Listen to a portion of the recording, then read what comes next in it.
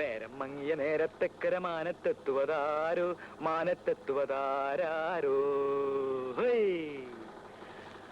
അങ്ങും ഇങ്ങും നക്ഷത്രങ്ങൾ എന്നുടെ വലയിൽ വീണല്ലോ എന്നുടെ വലയിൽ വീണല്ലോ എന്നുടെ വലയിൽ വീണല്ലോ എന്നുടെ വല. ഇന്ന് വൈകുന്നേരം രാജകുമാരി വരും.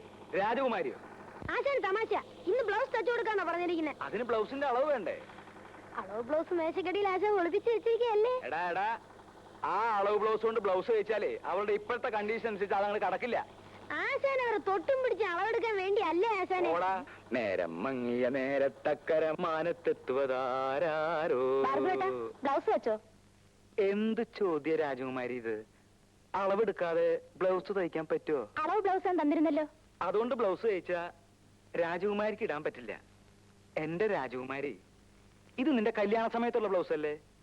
അന്നത്തെ പോലെ നീ ഇപ്പിരിക്കുന്നത്. ശരിയാ, ഞാനതങ്ങ് മറന്നു. പക്ഷേ ഇന്ന് എനിക്ക് ബ്ലൗസ് വേണം. അതിന് 1 മണിക്കൂർ സമയം പോരെ? രാജകുമാരി വാ, അളവെടുക്കാം. വാ.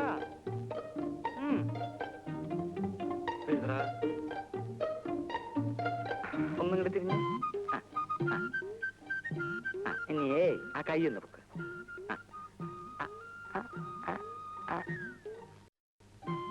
34. എത്ര? 34. കൈ പൊക്കേണ്ടിരുന്നോട്ടെ, അതൊരു കുഴപ്പമില്ല. കൈ പൊക്കിച്ച കൊല്ലാനൊന്നല്ലല്ലോ. 35. എഴുതറ. 35. തിരിഞ്ഞു. ഞാൻ ഇവിടെ ഉണ്ട്. ഞാൻ ഒരു സ്ഥലത്തേക്ക് മുകളിൽ നിന്റെ അളവൊക്കെ എടുത്ത് നിന്നെ ഞാൻ ഇന്ന് ഹസ്ബൻഡ് ഇപ്പൊ ഇവിടെ ഉണ്ട്. അപ്പൊ 2 കൊല്ലം കഴിഞ്ഞിട്ടില്ലേ വരുള്ളൂ എന്ന് പറഞ്ഞത്? അവിടുന്ന് പിരിച്ചു വിട്ടു. 10. എഴുതാ. 10. 18. എഴുതാ തെണ്ടി.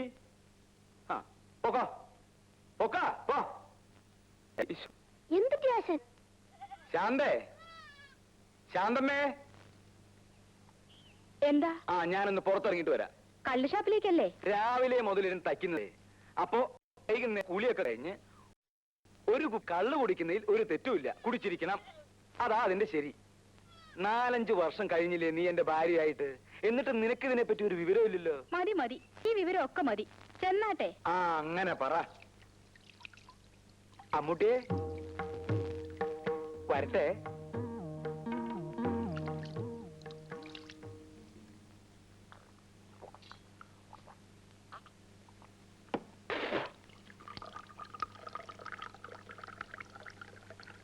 അച്ചുതട്ടാര് പണം പലിശയ്ക്ക് കൊടുത്താ തിരിച്ചു വാങ്ങാനും അറിയാം.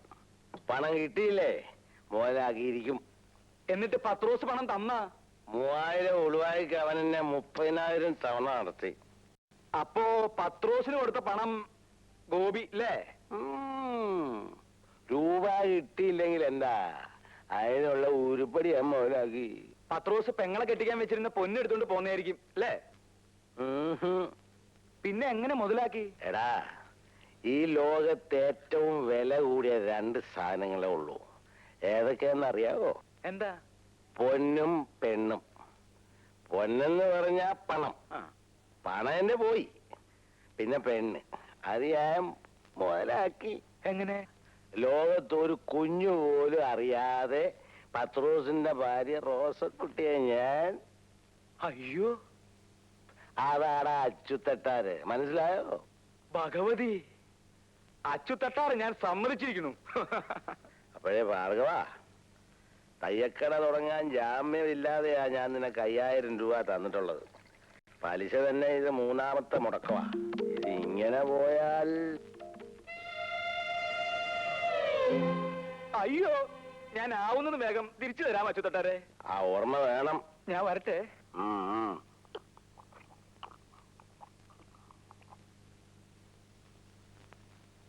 ഇവിടെ വച്ചേക്ക്. ശാന്തമ്മേ, നീ ഇങ്ങനെ കുനിഞ്ഞിന്ന് പണിയെടുക്കരുതെന്ന് ഡോക്ടർ പറഞ്ഞിട്ടില്ലേ? യൂട്രസ് മാറ്റിയതാ, നടുവിളക്കരുത്. അതൊക്കെ നോക്കിയാ ചേട്ടന്റെയും മോളുടെയും കാര്യം ആരാ നോക്കുക? എന്തെങ്കിലുമൊക്കെ ഇവളും ചെയ്യില്ലേ? കൊച്ചു കുട്ടിയൊന്നും അല്ലല്ലോ, 10-17 വയസ്സായില്ലേ? അമ്മു, നീ ഇതൊന്ന് വിളമ്പിയേ. അമ്മു, നീങ്ങട് വാ. ഇതൊക്കെ ഒന്ന് വിളമ്പിയേ.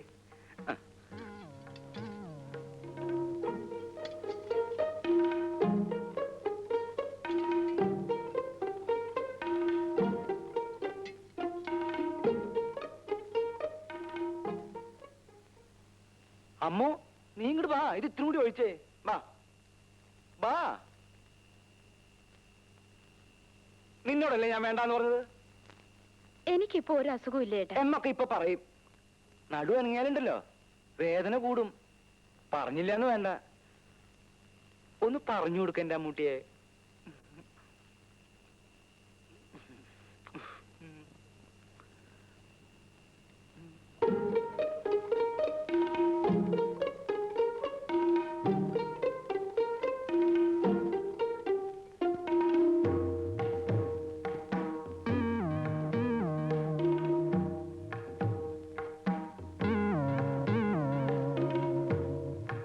ചേട്ടൻ എന്താ ആലോചിക്കുന്നേ? ഒന്നുമില്ല. എനിക്കറിയാം, ഇനി എനിക്ക് പ്രസവിക്കാനാവൂലല്ലോ എന്ന് ഓർത്തിട്ടല്ലേ. ഭാർഗവേട്ടന് ആൺകുട്ടിയോടാണ് ഇഷ്ടം. പക്ഷെ ഇനിയിപ്പൊ അതൊന്നും പറഞ്ഞിട്ട് കാര്യമില്ലല്ലോ. യൂട്രസ് എടുത്ത് പുല്ല് പോലെ കളഞ്ഞില്ലേ ഡോക്ടർ? അതിന്റെ വില എന്താന്ന് ഡോക്ടർക്ക് അറിയോ? അമ്മൂന് ഒന്ന് രണ്ട് ആലോചനയായിട്ട് ആ ബ്രോക്കർ നാരായണേട്ടൻ വന്നിരുന്നു. നാരായണ ചേട്ടനും നാരായണ ചേച്ചി വന്നിട്ട് എന്താ കാര്യം? കയ്യില് തുട്ടുണ്ടാ? കട തുടങ്ങാനേ 5000 രൂപയാ അച്ചുതട്ടാരോട് വാങ്ങിയിട്ടുള്ളത്. അതിന്റെ പലിശ പോലും 3 മുടക്ക. അയാള് പണം കിട്ടാത്തടന്ന് പണം മുതലാക്കണ കാര്യം കേട്ടിട്ടേ എനിക്ക് പേടിയാവണു ഈശ്വര. അവളുടെ കാര്യം നോക്കാൻ നമ്മളല്ലാതെ പിന്നെ ആരാ ഉള്ളത്? അവൾക്ക് ഞാനില്ലേ? അവളുടെ കാര്യം ഞാൻ ആലോചിക്കാകില്ല. വരട്ടെ. അയ്യോ, അവൾക്ക് ആശയല്ലോ. ആശ വരട്ടെ. നിന്റെ ആശ മരുന്ന് നിൽക്കാൻ എനിക്ക് നേരമില്ല. ഞാൻ വേറെ കടയിൽ കൊടുത്തോളാം. എന്റെ പൊന്നു ചേച്ചിയല്ലേ, പിണങ്ങി പോവല്ലേ? ചേച്ചി ഇവിടുത്തെ സ്ഥിരം കസ്റ്റമർ അല്ലേ? നിനക്ക് അളവെടുക്കാൻ അറിയോ? അറിയാമോന്നോ? ചേച്ചിക്ക് ഇഷ്ടമാണെങ്കിൽ ഞാൻ എടുക്കാം.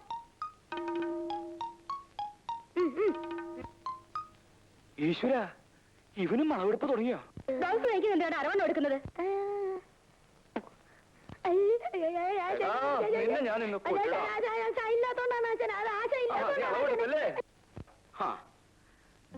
ഞാൻ വരുന്നത് വരെ ക്ഷമിക്കാൻ രുക്മിണിക്ക് ഇത്ര ക്ഷമയില്ലാതെ പോയല്ലോ.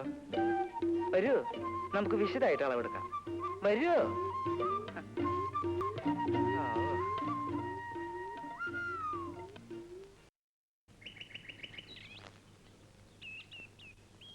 ഉണ്ണി, ഉണ്ണിയില്ലേ? ഇല്ല. ഉണ്ണി പറഞ്ഞിട്ട് ഞാനൊരു ആലവാല് മറിച്ചോണ്ട് വന്നിട്ടുണ്ട്. ഇവിടെ ആർക്കും വേണ്ട. നിങ്ങൾ കാരണം അച്ഛനെയും അവൻ എപ്പോഴും തല്ലുകൊള്ളുന്നത്. എന്നോടൊന്നും എത്ര ദേഷ്യം. ആലവാല് തന്നേക്കട്ടെ, കൊടുത്തേക്കാവോ? ഇവിടെ ആർക്കും വേണ്ടെന്ന് പറഞ്ഞില്ലേ?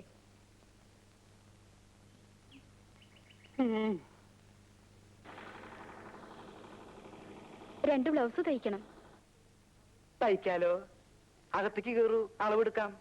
അളവ് ബ്ലൗസ് ഞാൻ കൊണ്ടുവന്നിട്ടുണ്ട്. അത് കഴിഞ്ഞ ഓണത്തിന് തയ്പ്പിച്ച ബ്ലൗസ് അല്ലേ, അത് ശരിയാവില്ല. ഓരോ ബ്ലൗസ് തയ്ക്കുമ്പോഴും അപ്പപ്പ അളവെടുക്കണം, എങ്കിലും നന്നാവൂ. അകത്തേക്ക് പൊക്കോളൂ. ഇങ്ങോട്ട് വരിക, അങ്ങോട്ട് പൊക്കോളൂ. ഞാൻ പിന്നാലെ ഉണ്ട്, കൊല്ലാനൊന്നും അല്ലല്ലോ. കൊച്ചാപ്പി എടുത്താ പോരെ? അവന് ബട്ടൺസ് തയ്ക്കാനല്ലേ അറിയൂ. ആശാനെ, ഞാൻ നന്നായിട്ട് എടുക്കാം ആശാനെ. അമ്പലം പിന്നെ ആശാനെ, അമ്മൂട്ടി വരുന്നുണ്ട്. ഓ, എന്നാ ഈ പ്രാവശ്യം അളവ് വേണ്ട, ബ്ലൗസ് മതി. ചെല്ലേ ചെല്ലേ. എന്ന് തരും? എന്നാ വേണേ തരാം, ചെല്ലേ.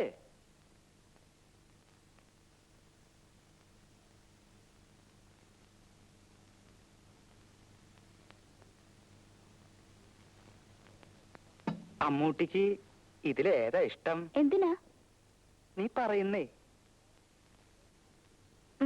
ശരാ, എന്നാ ഇതുകൊണ്ട് നിനക്ക് ഞാൻ നല്ലൊരു ബ്ലൗസ് തയ്ച്ചു തരാം. ഇത് ഓരോരുത്തരും തയ്ക്കാൻ കൊണ്ടുവന്ന തുണിയല്ലേ, എനിക്കൊന്നും വേണ്ട. നീ ഇതിട്ട് നടന്ന നല്ല ചന്തായിരിക്കും. ആശാനെ, അളവ് എടുക്കണോ? ഇടയ്ക്ക് സംസാരിക്കരുത്, ഞാൻ പറഞ്ഞിട്ടില്ലേ? ഇത് ഞാൻ നിനക്ക് തയ്ച്ചോണ്ട് വരും കേട്ടോ. എനിക്ക് വേണ്ടെന്ന് പറഞ്ഞില്ലേ?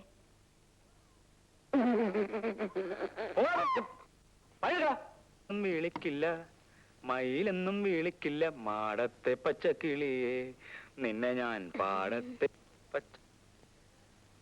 എടാ കൊച്ചാപ്പി, എന്താടാ ഈ തുണിയിലൊക്കെ കൊച്ചു കൊച്ചു ഹോള്? അല്ല, അതെന്തായിരിക്കും ആശാനെ? എടാ, നീ ബീഡി വലിച്ച് കുത്തിയല്ലേടാ? അയ്യോ, ഞാൻ വല്ല നിർത്തി. എടാ കൊച്ചു കഴിവേരുടെ മോനെ, ഞാൻ അവർക്ക് നീ വേറെ തുണി മേടിച്ചു കൊടുക്കണല്ലോ. എടുക്കടാ. ഇല്ല അച്ഛനെ, ഞാൻ സത്യമായിട്ട് വലി നിർത്തിയാ അങ്ങനെ നിന്നെ ഞാൻ ശരിയാക്കി എടുക്കടാ. ആ. അയ്യോ. സിഗരറ്റാ? ഓ വിൽസ് പാക്കറ്റില് ചാർമിനാറാ? അതെ, ആ. ആശാന്റെ കടയ്ക്ക് ഒരു വെയിറ്റ് കിട്ടാൻ വേണ്ടിയല്ലേ? നിന്റെ ഒരു വെയിറ്റ്.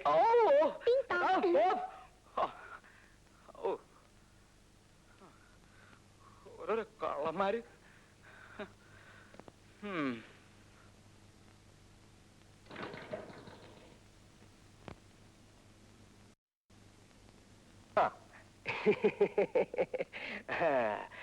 വീട്ടിൽ പോയിട്ട് വരുന്ന വഴിയാ. ആഹാ. അനിയത്തി പെണ്ണിനെ ഒരു നല്ല കാര്യം ഞാൻ സെറ്റപ്പ് ചെയ്തിട്ടുണ്ട്. സിനിമാ കൊട്ടയിലെ ആപ്പറേറ്ററാ. ആഹാ. കല്യാണം കഴിയുന്ന അന്ന് മുതലേ നിനക്കും നിന്റെ സ്വന്തം ഭാര്യയ്ക്കും ഫ്രീ സിനിമ കാണാനുള്ള സെറ്റപ്പ് ഞാൻ ചെയ്തിട്ടുണ്ട്. അടുത്ത വ്യാഴാഴ്ച ചെറുക്കനും കൂട്ടരും പെണ്ണ് കാണാൻ വരുന്നതിനുള്ള സെറ്റപ്പും ഉണ്ടാക്കിയിട്ടുണ്ട്. ആഹാ. വലിയ സ്ത്രീധനമൊന്നും കൊടുക്കാത്ത തരത്തിലുള്ള സെറ്റ്. ഒരു കാര്യം, അവൾ എന്റെ ഭാര്യയുടെ അനുജത്തിയാ. എന്നാലും ഉള്ളത് ഞാൻ പറയും. തനിക്കും കൂടി അടി കൊള്ളാതിരിക്കാനുള്ള സെറ്റപ്പിന് വേണ്ടിയാ ഞാൻ ഈ പറയണത്. നീ കാര്യം എന്താ വെച്ചാ, അവൾക്ക് ഒരു ലവ് ഉണ്ട്, ഒരു പ്രേമം. നീയായിട്ട് അങ്ങനെ വെച്ചാൽ സാരില്ല. വീട്ടിലാവുമ്പോ ആരും അറിയില്ലെന്ന് വെക്കാം. ഇത് കേസ് കെട്ട് വേറെയാ. ആരാ ഒരു പോലീസുകാരനായി. നീ പറഞ്ഞത് നന്നായി. ഞാൻ ഇപ്പൊ തന്നെ ചെന്ന് ഒഴിവ് പറഞ്ഞ് ഈ മാറ്റാം. അവന്റെ അമ്മയുടെ ഒരു സെറ്റപ്പും ഒരു ഓപ്പറേറ്ററും. 5 ഉലവായിക്കിടന്ന് വെച്ചേക്കുന്നു. ആ ബോഡി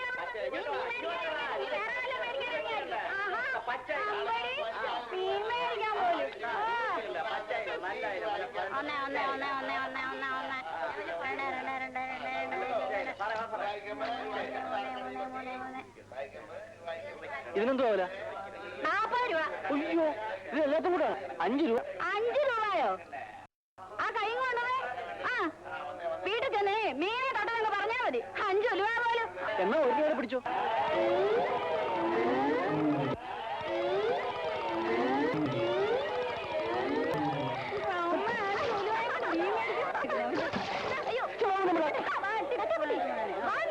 അമ്മയുടെ മീൻ മേടിക്കോളെ.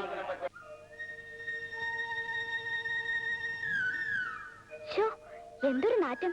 പോകുന്ന വഴിക്ക് ഒന്ന് കുളിച്ചിട്ട് പോ. അമ്മ വന്നോണ്ടാ, ഇല്ലെങ്കിൽ ഞാൻ ആ സ്ത്രീയോട് നല്ലപോലെ നല്ല പറഞ്ഞു. അയ്യോ, അതേതായാലും നന്നായി. ഇല്ലെങ്കിലേ ആ മീൻ മുഴുവൻ തലേ കമിഴ്ത്തിയേനെ.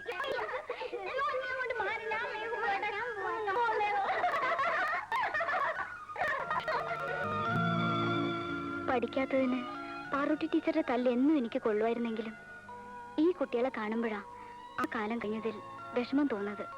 അല്ലേ തട്ടാക്കുട്ടി? ശരിയാ, കുട്ടികളായിരിക്കുമ്പോ തോന്നും വേഗം വലുതാവണമെന്ന്. ഇപ്പൊ തോന്നുന്നു വേണ്ടായിരുന്നു. തട്ടാക്കുട്ടി മിടുക്കനായിരുന്നു, ഞാനൊരു മണ്ടിയും. തട്ടാക്കുട്ടി പഠിത്തം നിർത്തണ്ടായിരുന്നു. എനിക്ക് വലിയ ആശ ഉണ്ടായിരുന്നു, നമ്മളെ കണക്ക് പഠിപ്പിച്ച ഗോപാല സാറിനെ പോലെ ഒരു സാറാകണമെന്ന്. എന്നാ തട്ടിക്ക് പഠിക്കായിരുന്നേ. കണക്കില്ലായിരുന്നു. ഇപ്പോഴും ഓർക്കുന്നുണ്ട്. കുട്ടിയെ വിളിച്ചപ്പോ എന്റെ പുത്തൻ കാശി ഒഴിച്ചു. എന്ത് ദേഷ്യമായിരുന്നു തട്ടാക്കുട്ടിക്ക്. എന്നിട്ട് നീയല്ല തട്ടാക്കുട്ടി തട്ടാക്കുട്ടി തട്ടാക്കുട്ടി ഒരു നോണെങ്കിലും വിളിച്ചു കാണും. എല്ലാരും എന്നെ ഉണ്ണീന്ന് വിളിക്കുന്നതിനേക്കാൾ അമ്മൂട്ടിനെ തട്ടാക്കുട്ടീന്ന് വിളിക്കുന്നത് കേൾക്കാനാ ഇന്നെനിക്കിഷ്ടം. അയ്യോ, നീ മറക്കും പാടം പച്ചച്ച പാവാടയിട്ടപ്പം പാവം നീ എത്ര മേലോട്ടു നോക്കി ആടി കളിച്ചതും പാടി പറന്നതും ഒന്നായി കണ്ണീര് നീരി. കല്യാണം എവിടെ നിർത്തിട്ട് നടത്തണം നീ പറയണേ? നമുക്ക് കുറച്ച് ബുദ്ധിമുട്ടായാലും എവിടുന്നെങ്കിലും കടവും വായ്പയും വാങ്ങി നമുക്കതങ്ങ് നടത്താം. ആ അച്ചുതൊട്ടാരോട് വാങ്ങിയിട്ടുള്ള മുതല് പോട്ടെ, പലിശ പോലും കൊടുത്തിട്ടില്ല. ആ പറയാൻ മറന്നു, ഇന്ന് ആ തട്ടാര് വന്നിരുന്നു. ഉവ്വോ. ഇത്തിരി പൊന്നും പൊടിയും ഒക്കെ എന്റെ കയ്യിലും ഉണ്ടല്ലോ. എല്ലാം കൂടി എടുത്ത് നമുക്ക് എങ്ങനെയെങ്കിലും അതങ്ങ് നടത്തണം. ഇങ്ങനൊരു കാര്യം ഒത്തു കിട്ടാനാ പാട്. ശാന്തേ, അമ്മുവിനെ കുറിച്ച് എനിക്ക് വിചാരില്ലാന്നുണ്ടോ? എപ്പോഴും അവളാ എന്റെ മനസ്സിൽ. എന്റെ മനസ്സില് ഒരാലോചന ഇല്ലാതില്ല. എന്താ അത്? അല്ല, നിനക്കത് ഇഷ്ടപ്പെട്ടില്ലെങ്കിലോ എന്നാണ് എന്റെ ഒരു ശങ്ക. ഭാർഗവേട്ടൻ നല്ലതല്ലേ ആലോചിക്കൂ. നല്ല കാര്യമാണെങ്കിൽ നമുക്കത് നടത്താം. പറയൂ ഭാർഗവേട്ട. ആലോചിച്ചിട്ട് അതേ ഒരു വഴി കാണുള്ളൂ. അല്ല, അതുകൊണ്ട് എനിക്കും നിനക്കും അമ്മൂനും ഒരു കുഴപ്പവും ഉണ്ടാവില്ല. കല്യാണം കഴിഞ്ഞു എന്ന് വെച്ചിട്ട് കടം കയറി പെരുകൂല്ല. എന്താണെന്ന് വെച്ചാ തുറന്നു പറ ഭാർഗവേട്ടാ. പറയാം. ഒരു പുണ്യപ്രവൃത്തിയും നമ്മുടെ കുടുംബത്തിന്റെ നന്മയ്ക്കും വേണ്ടിയിട്ടാണ് ഞാൻ ഈ പറയുന്നതെന്ന് നീ കരുതണം. മനസ്സാ വാചാ കർമ്മണ ഈ ഭാർഗവേട്ടന് വേറെ ഒരു ഉദ്ദേശവും ഇല്ല. അമ്മൂനെ ഞാൻ തന്നെ അങ്ങോട്ട് കെട്ടിയാലെന്താ? ഇതിത്ര വലിയ കാര്യമൊന്നുമില്ല. നാട്ടിലൊക്കെ സാധാരണ നടക്കുന്ന സംഭവ. നമുക്കാണെങ്കിൽ ഒരാൺകുട്ടിയില്ല. ഇനി തൊട്ട് നിനക്കതിന് കഴിയൂല. എന്റെ കാലശേഷം നമ്മുടെ കടയൊക്കെ നോക്കാൻ ഒരാള് വേണ്ടേ? എല്ലാം ഈശോന്ന് കരുതിയാ മതി.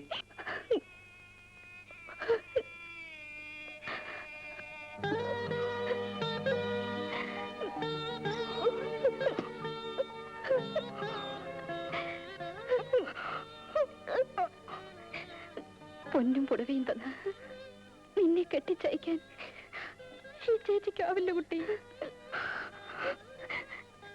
മോളെ, ഈ ചേച്ചിക്ക് ഇനി നിന്നോടൊന്നേ പറയാനുള്ളൂ.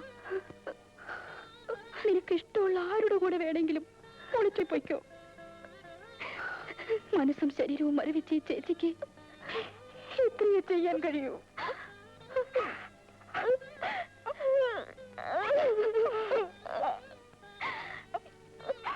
ഈ ഭാർഗവന് ഒരു നാണമില്ലല്ലോ. ശാന്തേച്ചിയുടെ ഭർത്താവില്ലേ ആള്? അതിനെന്താ, ഒന്നുകൂടെ കെട്ടിയാൽ എന്താന്ന് അയാളുടെ ചോദ്യം. കൊള്ളാമല്ലോ അയാളുടെ പൂതി. നാട്ടിൽ നടപ്പുള്ളതല്ലേന്ന് അയാൾ പറയുന്നത്. നാട്ടു നടപ്പ് കൊല്ലും ഞാനയാളെ.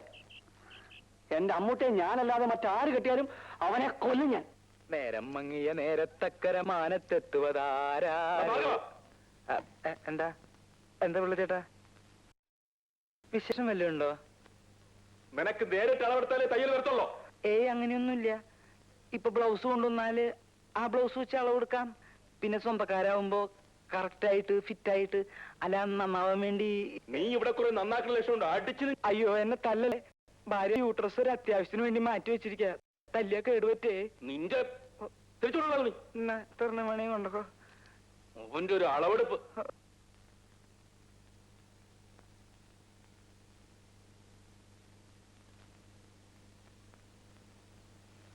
ആശാനേ, നീ എവിടേക്കാ ഓടിപ്പോയത്?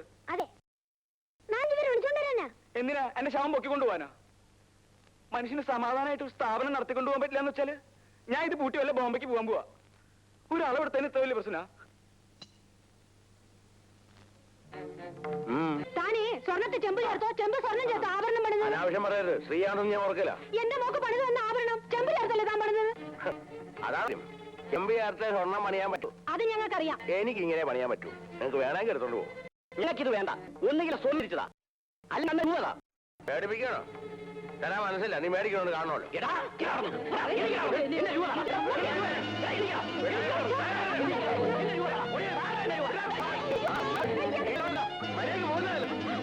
ഒന്നും തിരിച്ചു മേടിച്ചില്ലെങ്കിൽ എന്റെ പേര് ദാമോദരനല്ല. അന്നേരം കാണാം. ഞാനെന്തോ ആദ്യം ചെയ്യുന്ന പോലെ പേര് വന്നിരിക്കുന്നു. 32 വർഷമായി ഈ പണി ഉറങ്ങിയിട്ട്. ഇതുവരെ ഒരുത്തരും കയറി വന്നിട്ടില്ല ചോദിക്കാൻ.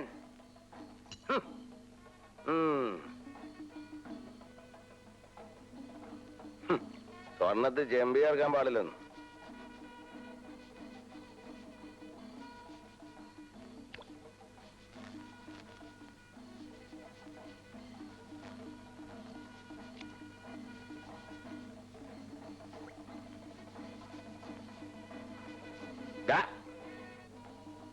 കുളിച്ച് പൗഡർ ഇട്ട് എങ്ങോട്ടേക്കാ? നീ വന്ന്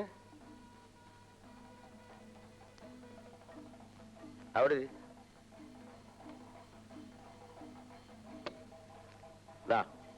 പിടിച്ചേ.